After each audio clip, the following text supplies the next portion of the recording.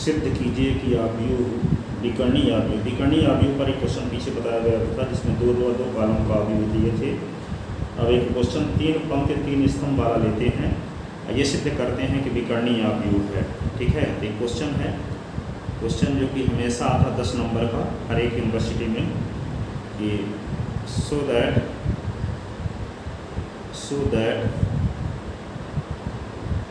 Matrix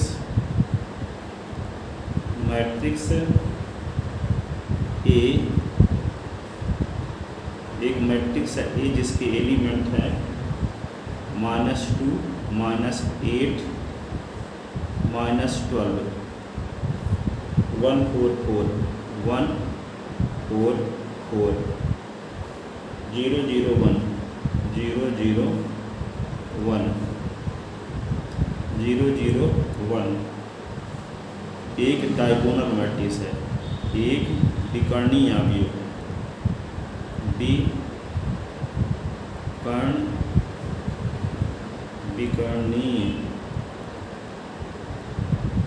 विकर्णीय आव्यूह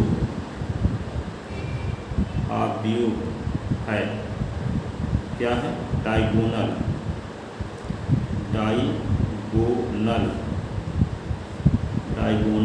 matrix है। ये आपको प्रूव करना है। तो सबसे पहले हम क्या करेंगे, इसका कैरेक्टरिस्टिक इक्वेशन निकालेंगे, अभिलाक्षणिक समीकरण। तो आव्यूह ए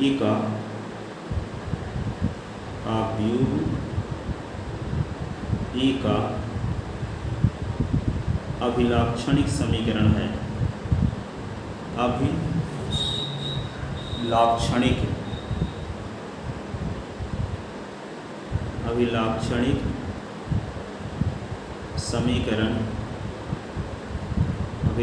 समीकरण क्या होता है? अभिलाक्षणिक समीकरण a माइनस लैम्डा आई का सारणिक मान बराबर 0। तो a के स्थान पर क्या लिख देंगे? -2, -8, -12, 1, ये होगा 4 4, 0 0 1, ऐसे लिखेंगे। फिर क्या करेंगे? माइनस लैम्डा लिखेंगे। आई का मतलब होता है इकाई आव्यूह, 1 0 0 0 1 0 0 0 1, ऐसे। अब इसका सारणिक मान, सारणी का चिन्ह बना दो, ये i = क्या होगा? 0। जी, सारणिक मान निकालेंगे। ठीक है, इस प्रकार हम क्या किए, हम मैट्रिक्स ए लिख दिए, फिर माइनस लैम्डा लिखे, आई के स्थान पर इकाई आव्यूह लिख दिए बराबर 0। अब हम क्या करेंगे, इसको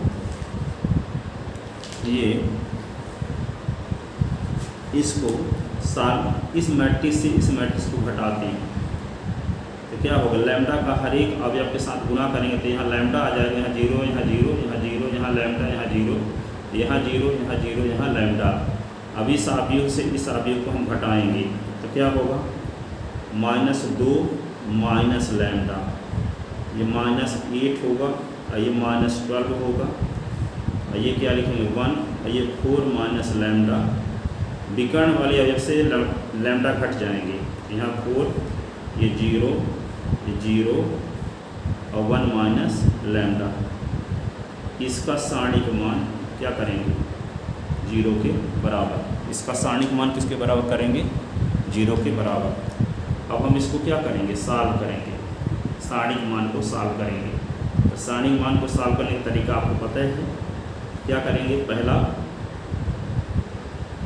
ये माइनस लिखेंगे 2 माइनस लैम्डा, और ये एलिमेंट जिस रो में है और जिस कॉलम में इसको छोड़ देते हैं तो क्या बचता है? यहाँ पे 4 माइनस लैम्डा, और ये 4, और ये 0, और 1 माइनस लैम्डा। ठीक है, बीच में माइनस साइन लगाते हैं, और ये -8 है ही, -8, और इसको छोड़ दो और इसको छोड़ दो, जो बचता है उसको लिखो। 1 4 0 1 माइनस लैम्डा, क्या लिखेंगे 1 4 0 और 1 माइनस लैम्डा,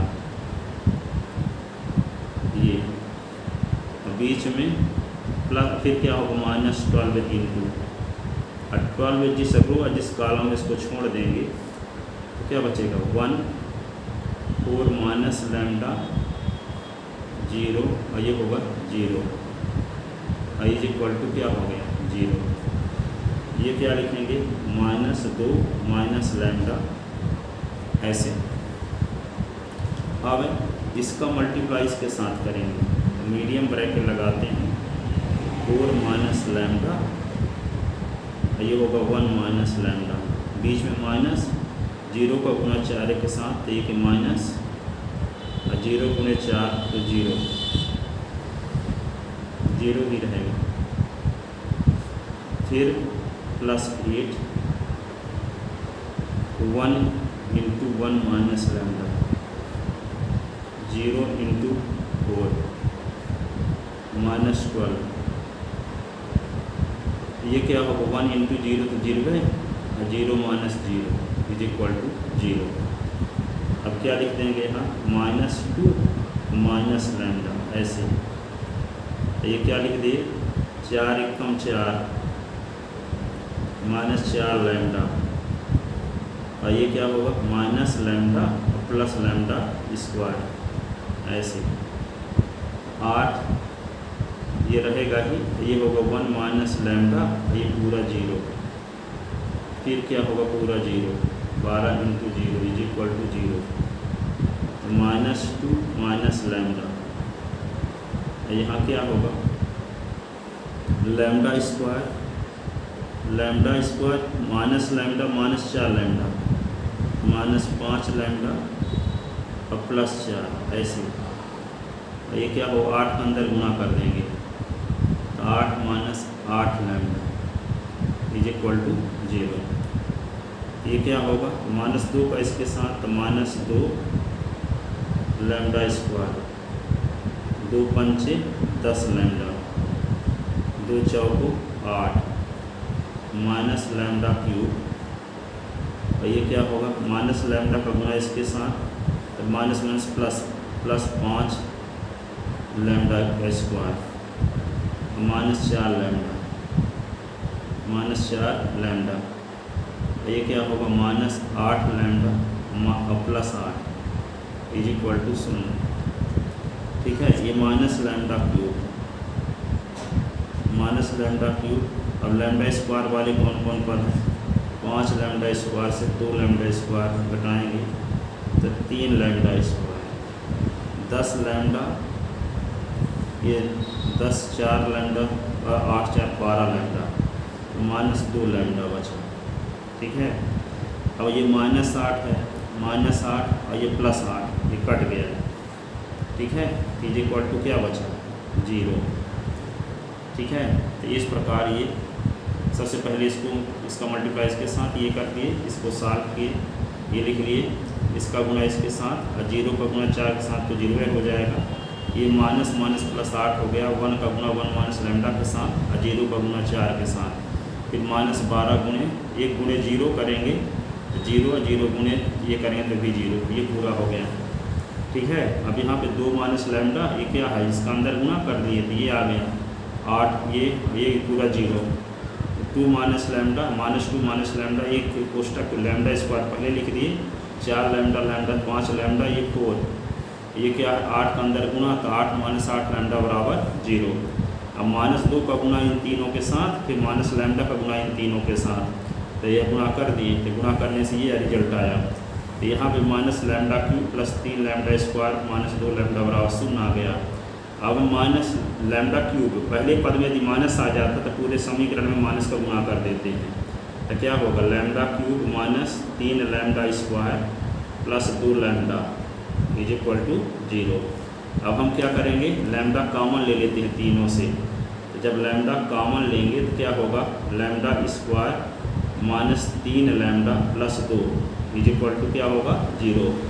इसका मतलब क्या होगा, लैम्डा लिखेंगे और इसका गुणनखंड करेंगे, इसका गुणनखंड करेंगे तो क्या होगा 2 एक कम 2, ठीक है। तो लैम्डा का square minus 2 lambda minus lambda plus 2 is equal to 0।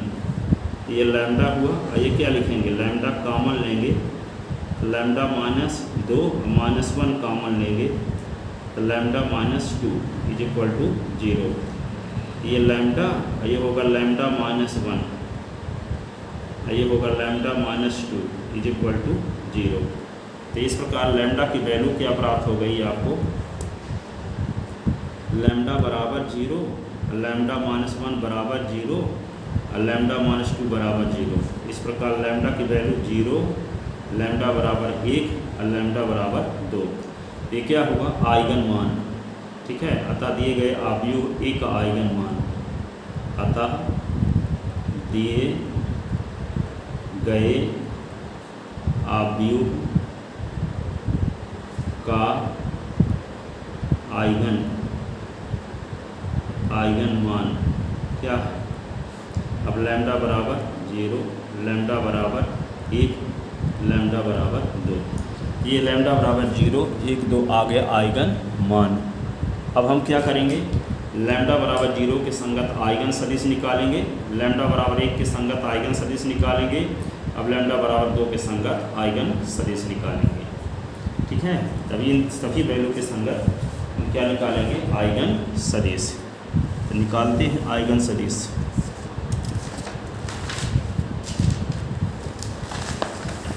Eigen सदिश निकालते हैं।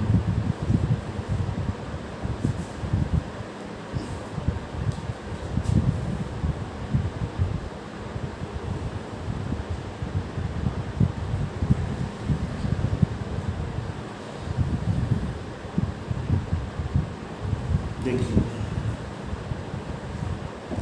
तो माना लैम्डा बराबर 0 के संगत, माना लैम्डा बराबर 0 के संगत आइगन सदिश x1 क्या है, आइगन सदिश x1। तो a minus lambda i x1 is equal to 0। तो a माइनस, एक स्थान पे जो आव्यूह क्वेश्चन में दिया है उस आव्यूह को लिखो। क्या आव्यूह दिया था, a माइनस लैम्डा i की वैल्यू इसे डायरेक्ट भी जानते हो आप। a माइनस, ये आव्यूह क्या था, यहाँ पे लिखते हैं -2 -8 -2 -8 -12 1 4 4 1 4 4 0 0, ये क्या हो गया 1, ऐसे। अब यहाँ लैम्डा की वैल्यू क्या लेते हैं 0, तो माइनस ये 0 लिखेंगे, लैम्डा का मान 0 के संग। ये क्या है, ये होगा इकाई आपकी 1 0 0 0 1 0 0 0 1, ऐसे इकाई आपकी हुआ। यहाँ पे ये पूरा रिजल्टेंट आव्यूह, ये भी आव्यूह, ये भी और ये भी आव्यूह। यहाँ x1 के स्थान पर क्या लिख देंगे, x1 s2 s3 का स्तंभ आव्यूह। और यहाँ पे राइट साइड में क्या लिख दोगे 0 0 0, ऐसे, ठीक है। अब हम क्या करेंगे, इस अवयव 0 का गुना इसके 1 के साथ 0 है, 0 का गुना 0 के साथ 0, तो ये सब 0 हो जाएंगे, ठीक है। तो ये क्या आएगा यहाँ पे -2 -0, फिर -8 -12 1 4 4 0 0 1, ये हुआ, ठीक है। अब यहाँ पे क्या लिखेंगे s1 s2, ये होगा s3, ऐसे, और ये आएगा 0 0 0। अब ये फर्स्ट रो को मल्टीप्लाई फर्स्ट कॉलम के साथ, तो क्या लिखेंगे -2x1 -8x2 और -12x3 ये आएगा। ठीक है, अब इसका क्या लिखेंगे, इसका मल्टीप्लाई करो, 1x1 4x2 4x3, ये क्या होगा 0x1 0x2, ये क्या होगा 1x3। इसको आगे हम बढ़ाएंगे, इसमें क्या करेंगे, इसका पहली पंक्ति का गुणा पहले कॉलम के साथ, तो -2 का x1 के साथ -2x1 -8x2 -12x3, पहली पंक्ति का गुणा पहले कॉलम के साथ कर दिए। दूसरी पंक्ति का गुणा भी पहले कॉलम के साथ किए तो क्या आया 1x1 4x2 4x3 ये आ गया। तो तीसरी पंक्ति का गुणा किए इसके साथ 0x1 0x2 1x3 आ गया, ये गुणा करने के बाद। ठीक है, अब यहाँ पे क्या लिख देंगे, यहाँ 0 0 0। ठीक है, अब इसको हम तुलना करेंगे तो ये इसके इक्वल होगा, तो -2x1 -8x2 -12x3 बराबर 0। फिर क्या लिख देंगे x1 4x2 4x3 = 0 0x1 0x2 1x3 बराबर 0। 3 समीकरण मिल गए। और ये समीकरण निकाय, इस समीकरण निकाय को हम कुछ नाम दे देते हैं। इस समीकरण निकाय में मान लो समीकरण निकाय 1 है। इस समीकरण निकाय का हल निकालने क्या करेंगे, S1 S2 S3 की वैल्यू निकालना है, आपका गोल है। तो ये क्या करेंगे, सबसे पहले इस गुणांक अवयव की जात निकालेंगे। गुणांक अवयव की जात निकालेंगे, जैसे मान लेते हैं गुणांक अवयव, समीकरण निकाय का गुणांक अवयव, समीकरण निकाय 1 का गुणांक अवयव, कोफिशिएंट मैट्रिक्स इसी को बोलते हैं, कोफिशिएंट मैट्रिक्स गुणांक अवयव। तो गुणांक अवयव क्या होगा इसका, इसको जो था यहाँ पे -2 -8 -12 1 4 4 0 0 1 ये बोल। ठीक है, तो गुणांक अवयव की हम जात निकालते हैं। तो जात निकालने के लिए इसका सारणिक मान निकालेंगे। यदि इसका सारणिक मान, इसका गुणांक अवयव हो, इसका सारणिक मान जब निकालेंगे, सारणिक मान निकालने तरीका पर हमें क्लास में पढ़ें तो क्या लिखेंगे, इसका -2 इंटू, इसको छोड़ दो इसको छोड़ दो, क्या बचता 4 4 0 1, बीच में माइनस लगाते हैं, फिर -8। अब -8 जिस पंक्ति जिस स्तंभ में छोड़ दो तो क्या होगा 1 4 0 1 ये हुआ। ये क्या होगा -12 गुणे, इसको छोड़ दो इसको छोड़ दो तो क्या होगा, ये होगा 1 4 0 0। ऐसे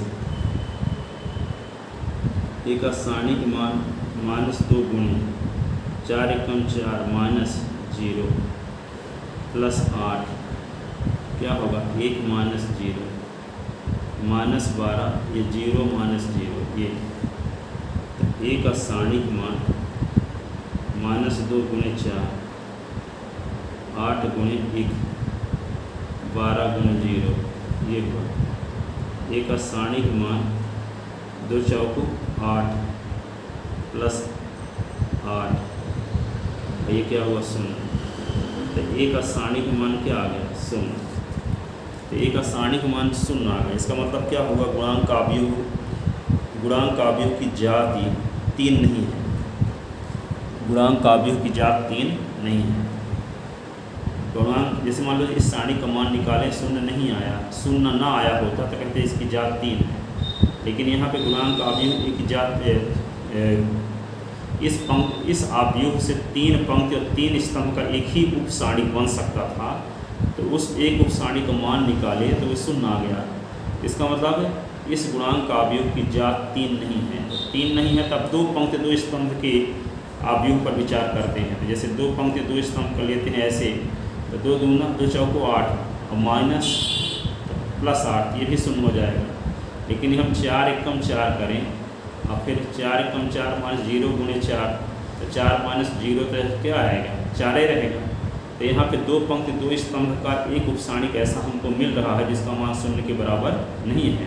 जैसे हम इसको और इसको एक उपसारणिक मान लें, ठीक है, तो 4 का गुणा 1 के साथ 4 होगा, बीच में माइनस साइन लगाते हैं, और 0 का गुणा 4 के साथ करें तो 0 रहेगा। तो 4 से 0 घटाएंगे तो 4 ना आएगा। तो 2 पंक्ति 2 स्तंभ का एक उपसारणिक आपको मिल रहा है जिसका मान शून्य के बराबर नहीं है, तो हम ये कह सकते हैं कि गुणांक का अवयव एक की जात 2 है। और यदि 2 पंक्ति 2 स्तंभ के सभी उपसारणी का मान शून्य आता तब हम कहते हैं गुणांक का अवयव एक की जात 2 भी नहीं है, तब 1 होती, ठीक है। लेकिन यहाँ 2 पंक्ति 2 स्तंभ का एक उपसारणी ऐसा मिल रहा है जिसका मान शून्य के बराबर नहीं है, इसलिए गुणांक का अवयव की जाति क्या होगी, यहाँ 2 होगी। तो यह अवयव की कोटि क्या है, 3 है। 3 पंक्ति 3 स्तंभ है, इस अवयव की कोटि 3 है, तो कोटि में से जाति को घटा देंगे, जाति 2 है तो 1 आता है। और 1 क्या है, तो इस समीकरण निकाय का केवल एक हल होगा। समीकरण 1 का क्या होगा, केवल एक हल होगा। इस समीकरण 1 का केवल एक हल होगा, क्योंकि गुणांक का अवयव की जाति क्या है, 2 है, और इस गुणांक का अवयव की कोटि कितनी है, 3 है। 3 पंक्ति 3 स्तंभ हैं, इसकी कोटि 3 है। कोटि में से जात को घटाते हैं तो हलों की संख्या प्राप्त होती है। तो इस समीकरण निकाय का केवल एक ही हल होगा। तो एक हल होगा तो एक हल कैसे हल करेंगे, इन समीकरणों में से किन्हीं 2 समीकरण को बचगुणन विधि से हल करके उसका हल प्राप्त कर लेंगे हम, ठीक है। तो यहाँ पे क्या लिखेंगे थोड़ा सा लैंग्वेज में, क्योंकि समीकरण निकाय समीकरण 1 है। समीकरण निकाय 1 से बने गुणांक का अवयव की जाति, समीकरण निकाय 1 से बने गुणांक का अवयव की जाति, समीकरण निकाय समीकरण निकाय 1 से बने गुणांक अवयव की जाति row of is equal to 2 है। और गुणांक का अवयव कोफिशिएंट मैट्रिक्स की कोटि ऑर्डर बराबर 3 है। तो कोटि में से क्या घटाते हैं, कोटि माइनस जाति, ठीक है, order minus rank, order minus rank. तो ऑर्डर क्या है 3 और रैंक क्या है 2 बराबर 1। अतः सिस्टम ऑफ इक्वेशन, अतः समीकरण निकाय, अतः समीकरण निकाय 1 का 3 माइनस 2 बराबर 1 रैखिकता स्वतंत्र हल होगा, रैखिकता स्वतंत्र हल होगा,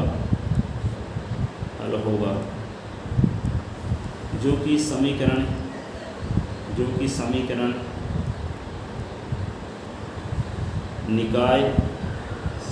निकाय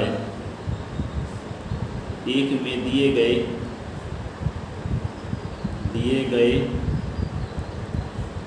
3 समीकरणों में से किन्हीं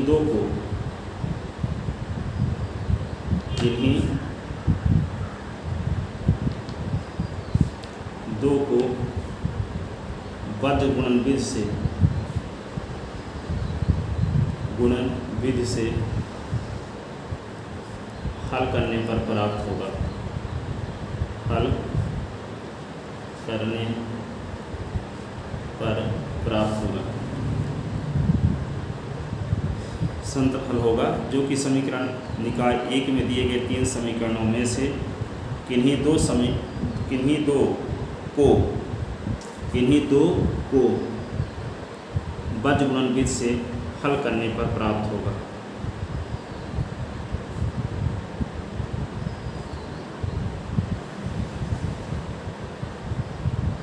क्या प्राप्त होगा? हल प्राप्त होगा। तो समीकरण निकाय जो दिए गए हैं उनमें से जो समीकरण लिखे गए हैं तो उन 2 समीकरण को हम लिखते हैं। तो 2 समीकरण कौन से होंगे? 2 समीकरण जो प्राप्त हुए 3 समीकरणों में से वे कौन से समीकरण हैं? एक है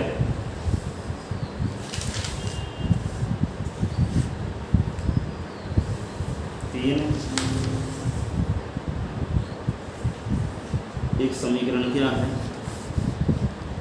3 minus 2x1 minus 8x2 minus 12x3 बराबर 0। एक क्या है? x1 4x2 4x3 बराबर 0। ठीक है, इन समीकरणों को हल करते हैं। तो हल करने पर बीजगुणन विधि से हल करते हैं। तो बीजगुणन विधि से कैसे हल करते हैं? ये आप तरीका जैसे हल करते हैं देखो, यहाँ पे लिखेंगे s1, यहाँ लिखेंगे s2 और यहाँ लिखेंगे s3। अब s1 का मान निकालना है तो s1 वाले पद को छोड़ दो। तो यहाँ पे s2 के गुणांक लिखो और s3 के गुणांक। s2 के गुणांक क्या है? -8 4। तो यहाँ लिख दो -8 और 4।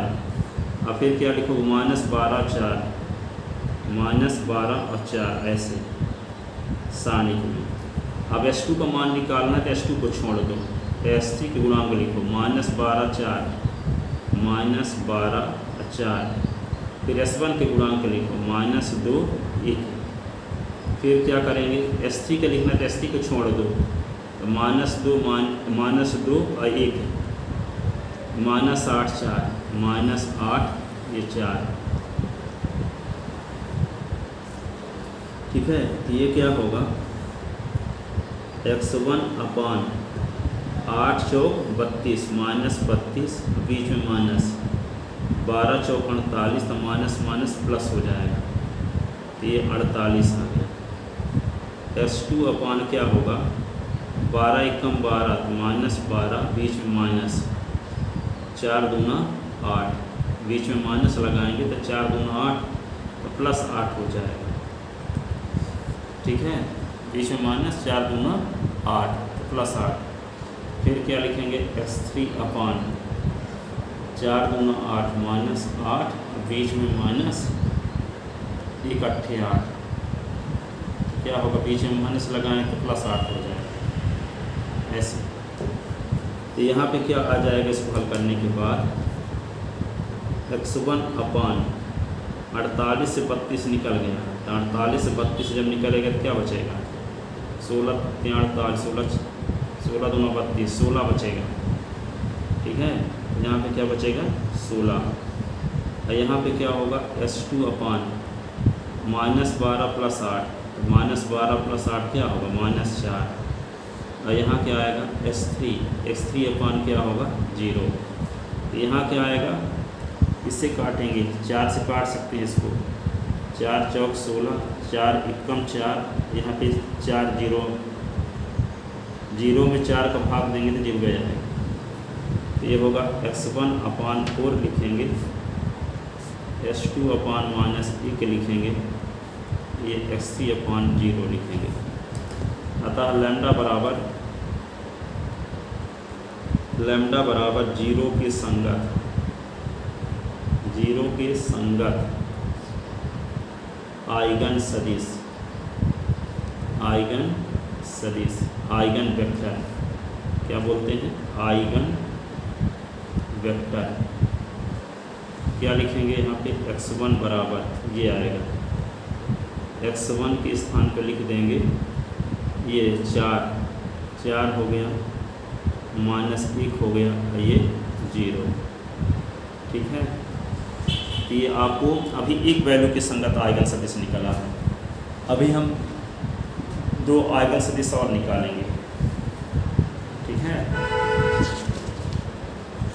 अब कैसे निकालते हैं? लैम्डा बराबर जो अगली वैल्यू है, ठीक है, लैम्डा बराबर अगली वैल्यू के संगत आइगन सदिश निकालते हैं। तो लैम्डा की अगली वैल्यू क्या है? लैम्डा की 2 वैल्यू आई थी, 3 वैल्यू 0। लैम्डा की वैल्यू कौन कौन आई थी? 0, 1 और 2। अब लैम्डा बराबर 1 के संगत हम क्या निकालते हैं? आइगन सदिश। लैम्डा बराबर 1 के संगत आइगन सदिश। लैम्डा बराबर, अब लैम्डा बराबर 1 के संगत आइगन सदिश, आइगन सदिश मान लेते हैं क्या है? S2 है। तब क्या लिखेंगे यहाँ पे? A minus lambda I x2 बराबर यहाँ 0। तो A के स्थान पे क्या लिखोगे? A के स्थान पे जो व्यू दिया है -2 -8 -12, और फिर क्या लिखेंगे? 1 4 4 1 4 4 0 0 1 0 0 1, ऐसे। यहाँ पे माइनस लैम्डा लिखेंगे, तो लैम्डा के स्थान पे क्या लिख देंगे? 1।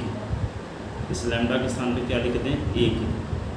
1 लिखने के बाद क्या लिखेंगे? 1 0 0 0 1 0 0 0 1। ये परिणामी अवयव हो जाएगा इसको सॉल्व करने से। और यहाँ पे क्या लिख दोगे? x1 s2 ये x3। और यहाँ क्या लिखोगे? ये 0 0 0 ये। अब हम क्या करेंगे? इस अवयव में से इस अवयव को हटाएं। 1 का गुणा करो कोई फर्क पड़ेगा नहीं, यहाँ 1 आ जाएगा।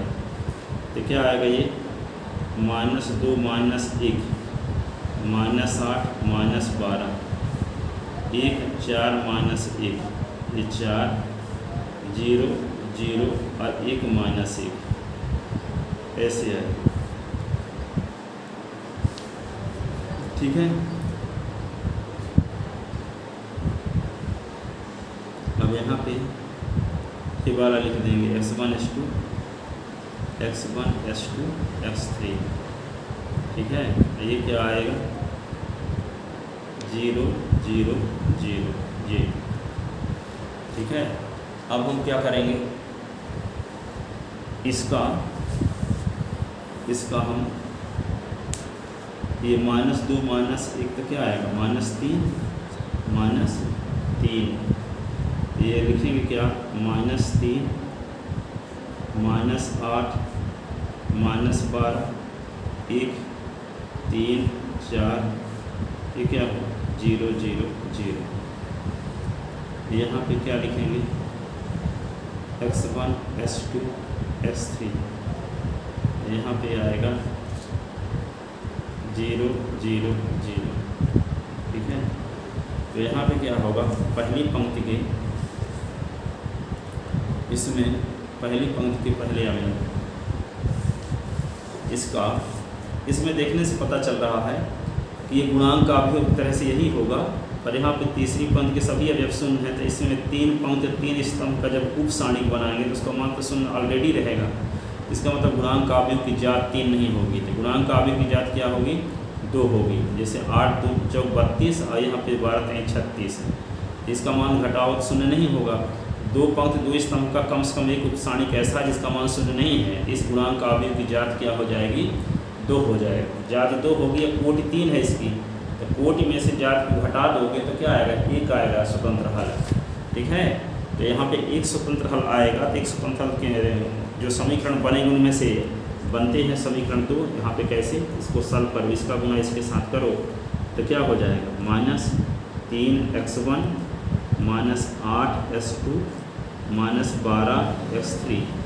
ये क्या लिखेंगे, 1x1 3x2 4x3। ये क्या होगा, 0x1 0x2 0x3। ठीक है, ये इज इक्वल टू ऐसे लिख लोगे 0 0 0। तुलना करोगे तो -3x1 8x2 12x3 is equal to 0। यहाँ पे 1x1 + 3x2 4x3 is equal to 0। 0x1 0x2 0x3 is equal to 0।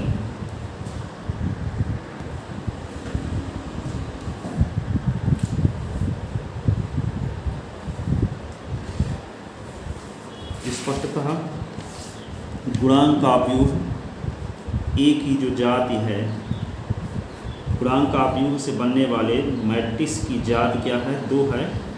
तो जाति में से, कोटि में से जाति को घटाएंगे। यहाँ कोटि क्या है, 3 पंक्ति 3 स्तंभ है इस मैट्रिक्स में गुणांक का अपयोग में। ठीक है, तो इसकी कोटि 3 हो गई और इस अपयोग से 3 पंक्ति और 3 स्तंभ का जो उपसारणिक बना है उस उपसारणिक का मान 0 आएगा, क्योंकि इसमें पहली तीसरी पंक्ति के सभी अवयव 0 हैं। तो यहाँ इसकी जाति क्या होगी, 3 नहीं होगी। जब जाति 3 नहीं होगी तो 2 पंक्ति 2 स्तंभ का एक उपसारणिक ऐसा है जिसका मान 0 के बराबर नहीं है। तो जब 2 ऑर्डर का एक उपसारणिक ऐसा है जिसका मान 0 के बराबर नहीं है तो गुणांक का अपयोग की जाति क्या हो गई, 2। जब गुणांक का अपयोग की जाति 2 हो गई और इसकी कोटि 3 है तो कोटि में से जाति को घटाएंगे तो 1 आएगा। तो दिए गए समीकरण निकाय के केवल एक हल होगा, एक ही रैखिकता स्वतंत्र हल होगा। इस समीकरण निकाय का नाम ए रख लेते हैं, दूसरे का नाम बी रख लेते हैं, तीसरे का नाम समीकरण सी। ठीक है, तो यहाँ पे स्पष्टतः गुणांक अपयोग कोफिशिएंट मैट्रिक्स, गुणांक अपयोग की जाति रो ऑफ ए बराबर क्या है, 2। अब कोटि क्या है इसकी, कोटि 3 है। तब कोटि माने, कोटि यानी ऑर्डर, कोटि माइनस जाति। तो कोटि क्या है 3, जाति क्या है 2 बराबर 1। तो दिए गए समीकरण निकाय का केवल एक रैखिकता स्वतंत्र हल होगा। अतः दिए गए समीकरण निकाय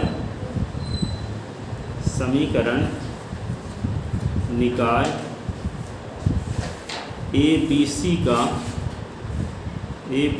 का केवल एक रैखिकता स्वतंत्र हल होगा, जो कि समीकरण ए बी में से, जो कि समीकरण ए बी व सी में से किन्हीं 2 समीकरणों को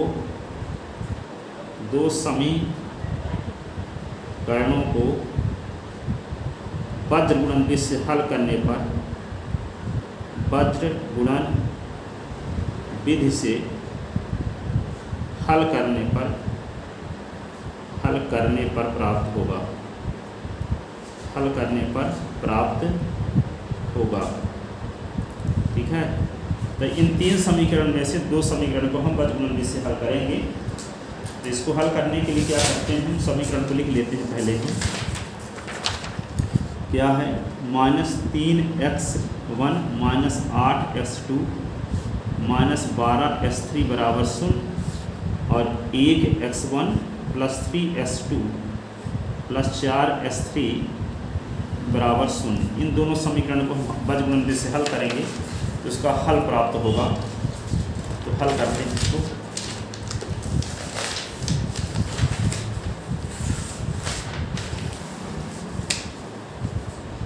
तो समीकरण ए और बी को हल करते हैं क्रॉस मल्टीप्लिकेशन मेथड से। x1 अपान s2 अपान s3 अपान s1 की वैल्यू जब निकालना है तो s1 वाले को छोड़ देंगे तो क्या होगा, s1 की वैल्यू जब निकालेंगे तो s1 वाले पद को छोड़ेंगे तो यहाँ पे s2 के गुणांक क्या है -8 3 और -12 4। s2 का मान जब निकालते s2 वाले को छोड़ देंगे तो यहाँ पे किसके गुणांक पहले लिखेंगे, s3 के गुणांक लिखेंगे तो यहाँ पे -12 4 और s1 के गुणांक क्या होंगे 3 1। s3 का मान निकालना है तो s3 वाले को छोड़ेंगे तो यहाँ पे -3 1 और -8 3 होगा। इस प्रकार से लिखते हैं इसको। s1 की वैल्यू जब निकालेंगे s1 को छोड़ेंगे तो s2 के गुणांक क्या है -8 और 3 -12 4। ये s2 का मान जब निकालते हैं s2 वाले को छोड़ देंगे तो -12 ये 4 और -3 1।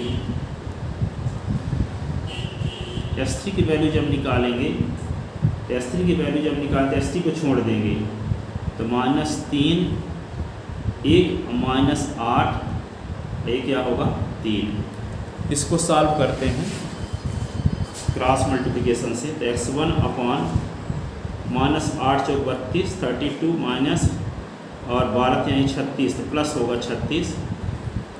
s2 अपान 12 1 12 -12 बीच में माइनस तो ये क्या हो 4 3 12 4 3 12 तो प्लस हो जाएगा ये। और ये क्या लिख देंगे s3 अपान 3 3 9 -9 और बीच में माइनस तो प्लस हो जाएगा तो ये होगा 8। ये क्या आएगा x1 अपान 36 से 32 घटा दो तो क्या बचेगा 4। ठीक है, s2 अपान क्या होगा 0 और s3 अपान क्या होगा s3 अपान -1।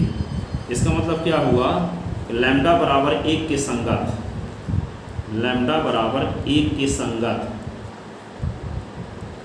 1 के संगत आइगन सदिश, आइगन वेक्टर, आइगन सदिश, eigen vector, eigen vector s2 में माने थे तो s2 इक्वल टू क्या हुआ, ये होगा x1 s2 s3 और यहाँ s1 s2 s3 के स्थान पे क्या लिख देंगे, लिख देंगे 4 0 -1। ये हुआ आइगन सदिश लैम्डा बराबर 1 के संगत। अब क्या है, लैम्डा की 3 वैल्यू आई थी, 0 आया था 1 आया था और लैम्डा की वैल्यू 2 आई थी। इसी प्रकार हम लैम्डा बराबर 2 के संगत आइगन सदिश निकालेंगे। इसी प्रकार आप निकालिएगा लैम्डा बराबर 2 के संगत, संगत आइगन सदिश, सदिश मान लेते हैं कि s3 है जिसके एलिमेंट आएंगे इसी प्रकार सॉल्व करने से। इस प्रकार सॉल्व करेंगे जैसे ऊपर सॉल्व किए हैं तो आपको रिजल्ट मिलेगा s3 इक्वल टू 2 -1 0 2 -1 और ये 0। इसी प्रकार सॉल्व करेंगे तो अब हम आइगन सदिश से एक मैट्रिक्स P बनाएंगे। आइगन सदिश की मदद लेकर के एक मैट्रिक्स क्या बनाएंगे P। तो P का निर्माण कैसे बनाएंगे, P का निर्माण कैसे करेंगे, यहाँ पे x1 आइगन सदिश, s2 आइगन सदिश और s3 आइगन सदिश से इसको जनरेट करेंगे। तो यहाँ पे P is equal to s1 के स्थान पे जो आइगन सदिश आया है उसको लिखेंगे। s1 की वैल्यू क्या आ चुकी है, आप पीछे निकाले थे, s1 की वैल्यू आई थी 4 -1 0, s2 की वैल्यू आई 4 0 -1 4 0 -1। ठीक है, अब s3 की वैल्यू क्या आ गई 2 -1 0। ये P मैट्रिक्स बन गया। अब P का हम क्या सारणिक मान निकालेंगे, तो सारणिक मान निकालने का तरीका आप जानते हैं। P का सारणिक मान कैसे निकालेंगे, 4 × 4 जिस रो जिस कॉलम में इसको छोड़ते हैं तो क्या आएगा 0 -1 -1 और ये क्या होगा 0। बीच में माइनस साइन लगाते हैं, -4। ये 4 जिस रो जिस कॉलम में इसको छोड़ते हैं तो क्या आएगा, ये -1, ये -1 0 0। फिर क्या करेंगे 2 × 2 जिस रो जिस कॉलम में इसको छोड़ेंगे तो क्या आएगा -1 0 0 -1 ये। तो P का सारणिक मान क्या आएगा 4 × 0 का मल्टीप्लाई 0 के साथ माइनस, अब फिर क्या होगा 1 -4, ये क्या होगा 0 -0, ये 2 लिखेंगे, ये क्या होगा 1 -0। इस P का सारणिक मान क्या आ गया देखो 4 × -1, ये क्या होगा पूरा 0, ये होगा 2। तो P की डिटरमिनेंट वैल्यू जो आई है वे ये होगी 4, तो -4 + 2, तो -4 + 2 क्या होगा -2, ये क्या आ गया -2, ये 0 के इक्वल नहीं है। तो P क्या कहलाएगा नॉन सिंगुलर मैट्रिक्स, क्या कहलाएगा P, अतः P नॉन सिंगुलर मैट्रिक्स है, नॉन सिंगुलर मैट्रिक्स है। नॉन सिंगुलर मैट्रिक्स को हिंदी में क्या कहते हैं व्युत्क्रमणीय, व्युत्क्रमणीय आव्यूह है, व्युत्क्रमणीय आव्यूह है। जब व्युत्क्रमणीय आव्यूह है तब P इनवर्स का अस्तित्व होगा, P इनवर्स का एग्जिस्टेंस होगा, अस्तित्व होगा। तो P इनवर्स का अस्तित्व होगा तो P इनवर्स निकालने का क्या तरीका 12th क्लास में पढ़े थे। P इनवर्स = होता है 1 determinant P × adjoint P, adjoint P। तो हम क्या करेंगे एडजॉइंट P निकालने के लिए मैट्रिक्स P के ईच एलिमेंट का क्या निकालेंगे कोफैक्टर, मैट्रिक्स P के ईच एलिमेंट का क्या निकालेंगे कोफैक्टर। एक मैट्रिक्स की ज़रूरत अब हमें पड़ेगी, तो मैट्रिक्स P लिख लेते हैं यहाँ पे। मैट्रिक्स P क्या है जिसके एलिमेंट हैं 4 4 2 और -1 0 -1 और ये 0 -1 0, ये P मैट्रिक्स है। तो इसके ईच एलिमेंट का हम क्या निकालें कोफैक्टर निकालें। अब कोफैक्टर निकाल करके एडजॉइंट P निकालें, एडजॉइंट P की मदद से P इनवर्स निकालें। अब P इनवर्स निकालने के पश्चात क्या करना है, P इनवर्स निकालने के पश्चात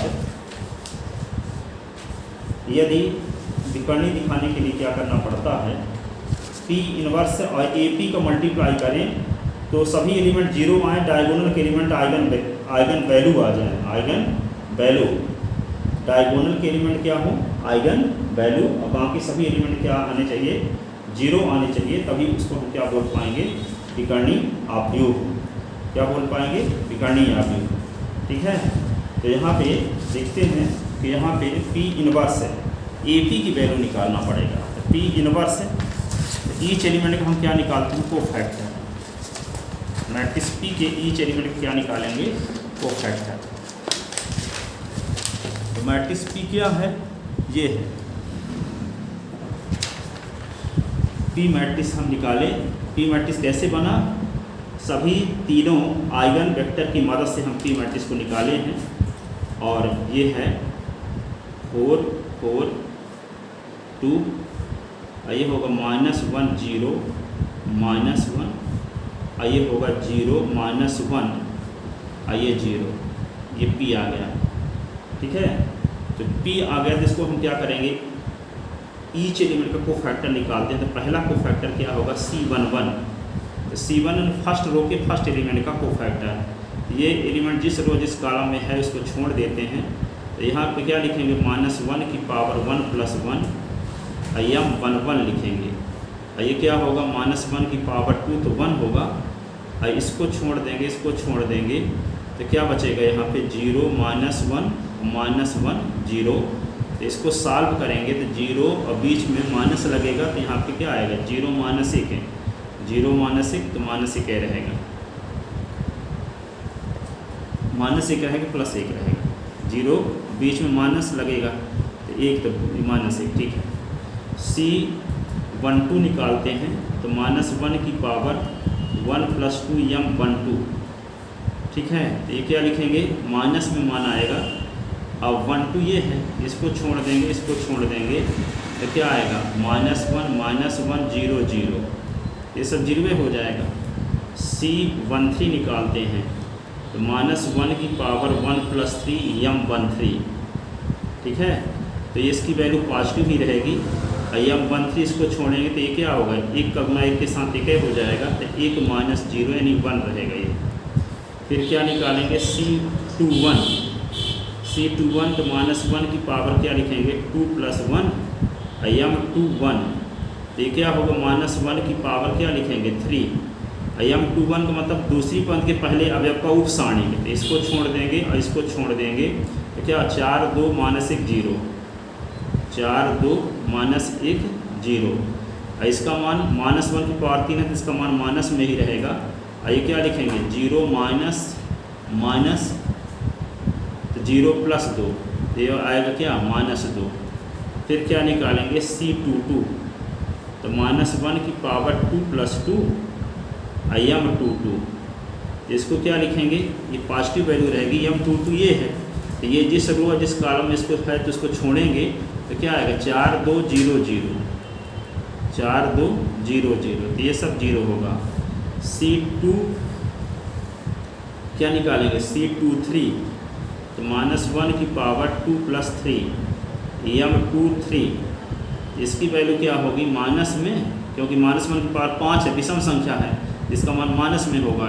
M23 का मतलब क्या होगा, दूसरी पंक्ति के तीसरे अवयव का उप सारणी इस एलिमेंट का। ये एलिमेंट जिस रो जिस कॉलम इसको छोड़ देंगे तो क्या बचेगा, 4 4 0 - 1 0 - 1 है, तो क्या होगा, -1 तो रहेगा ही, और ये -4 और आगे 0 तो +4 हो जाएगा। अब क्या बचता है, C31 कैसे निकालेंगे, -1 की पावर 3 + 1 M31, ठीक है। तो M31 तो क्या होगा, -1 की पावर 4 जब होगा तो इसकी वैल्यू पॉजिटिव होगी। पॉजिटिव जब होगी तो इसको छोड़ देंगे, इसको छोड़ देंगे, तो यहाँ पे बचेगा क्या, 4 2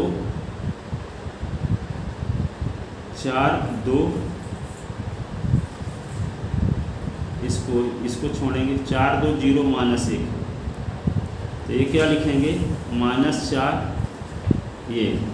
फिर C32 -1 की पावर 3 + 2 M32, और ये क्या लिखेंगे, इसको छोड़ दो, इसको छोड़ दो, तो क्या बचेगा, इसकी वैल्यू तो माइनस में रहेगी। इसको छोड़ देते हैं हम, इसको जब छोड़ देंगे तो क्या बचेगा, 4 2 - 1 4 2 - 1 तो क्या होगा, माइनस तो रहेगा ही, -4, और ये क्या होगा, बीच में +2, तो -2 आएगा तो +2 हो जाएगा ये। और ये क्या है, C33, तो C33 कैसे निकालेंगे, -1 की पावर 3 + 3 M33, ठीक है। तो यहाँ पे क्या होगा, M33 तो क्या लिख देंगे, इसकी वैल्यू पॉजिटिव होगी। M33 कैसे आएगा, इसको छोड़ दो, इसको छोड़ दो, तो क्या होगा, 4 4 - 1 0, इसको सॉल्व करेंगे तो 0 माइनस बीच में माइनस तो प्लस हो जाएगा, तो +4 × 4, तो ये 4 आएगा। इस प्रकार ईच एलिमेंट का कोफैक्टर हम निकाल लिए। अब क्या निकालेंगे, एडजॉइंट P। तो एडजॉइंट P का फार्मूला क्या है, ये है C11 C12 C13 C21 C22 C23 C31 C32 और C33, इसका ट्रांसपोज मैट्रिक्स। तो एडजॉइंट P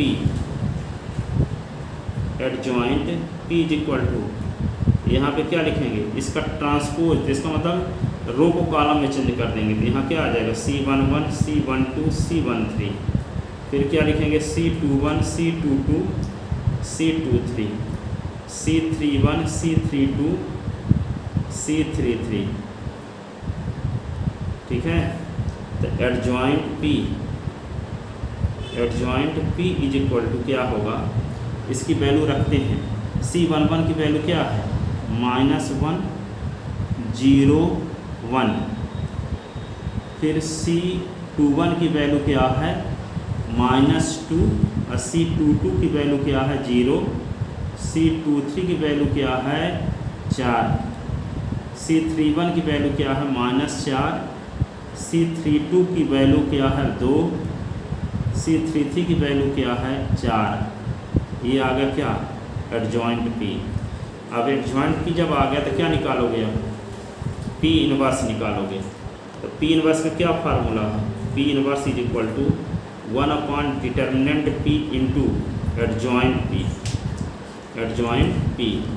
तो P inverse is equal to 1 determinant P की वैल्यू क्या निकाले थे, डिटर्मिनेंट P की वैल्यू क्या निकाले थे हम यहाँ पे, इसके पहले डिटर्मिनेंट P की वैल्यू हम निकाले थे, डिटर्मिनेंट P की वैल्यू -2 निकाले थे। तो -2 निकाले थे जब, इसको क्या लिखेंगे अब 1 ये हो गया -2, ये एडजॉइंट P आपको मिल ही चुका है क्या -1 -2 -4, ये क्या होगा 0 0 ये 2, ये होगा 1 ये 4 ये 4, ये हुआ ठीक है। तो ये क्या मिल गया P इनवर्स है। अब P इनवर्स निकालने के बाद अगला काम क्या है, हम अब क्या निकालेंगे P inverse AP, P inverse AP निकालेंगे। क्या निकालेंगे P इनवर्स AP। तो P इनवर्स AP की वैल्यू निकालेंगे, P इनवर्स AP। तो P इनवर्स AP की वैल्यू निकालेंगे। तो P इनवर्स तो अभी निकाल ही चुके हैं, क्या आया P इनवर्स की वैल्यू, P इनवर्स की वैल्यू है -1/2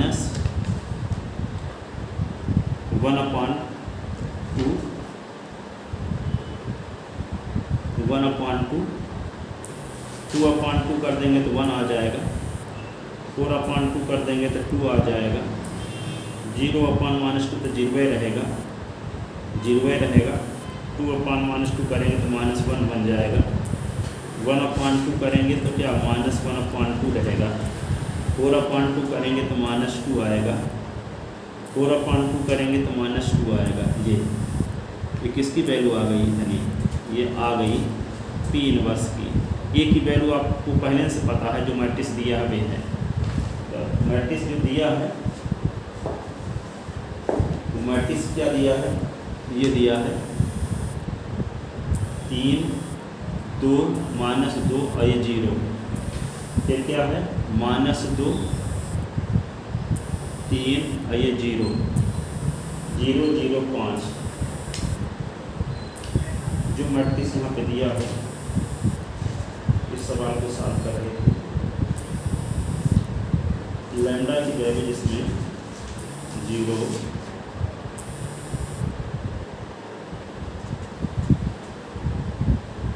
लैम्डा की वैल्यू जिसमें क्या आई थी,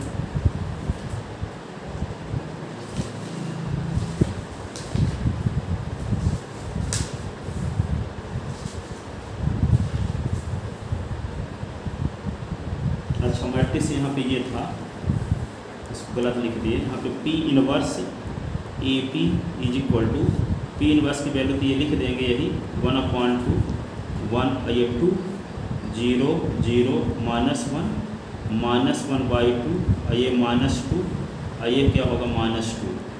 और ये मैट्रिक्स जो क्वेश्चन को सॉल्व कर रहे थे, जिस क्वेश्चन को लेकर के, तो ये क्या था -2 -8 -12 1 4 4 1 4 4, ये क्या होगा 0 0 1। अब फिर क्या लिखेंगे यहाँ P लिखेंगे। तो P मैट्रिक्स क्या था पीछे जो निकाले थे S1 S2 S3 से, तो P मैट्रिक्स को लिखते हैं S1 S2 S3 से जो निकाले थे, क्या प्राप्त हुआ है ये है P मैट्रिक्स जो प्राप्त हुआ है ये है 4 4 2 4 4 ये 2 -1 0 -1 0 -1 0 0 -1 0 ये। अब इन तीनों मैट्रिक्स का मल्टीप्लाई करेंगे। पहले इस मैट्रिक्स का मल्टीप्लाई इसके साथ करेंगे। तो मैट्रिक्स को मल्टीप्लाई करने के रूल आप जानते हो कि फर्स्ट रो को मल्टीप्लाई फर्स्ट कॉलम के साथ, फिर फर्स्ट रो को मल्टीप्लाई सेकंड कॉलम के साथ, फर्स्ट रो को मल्टीप्लाई थर्ड कॉलम के साथ, फिर सेकंड रो का फर्स्ट कॉलम के साथ, सेकंड के साथ, थर्ड के साथ, फिर थर्ड रो का multiply first column, second column, third column के साथ, तो इसका मल्टीप्लाई इसके साथ करेंगे, जो आएगा रिजल्ट उसका मल्टीप्लाई इसके साथ करेंगे।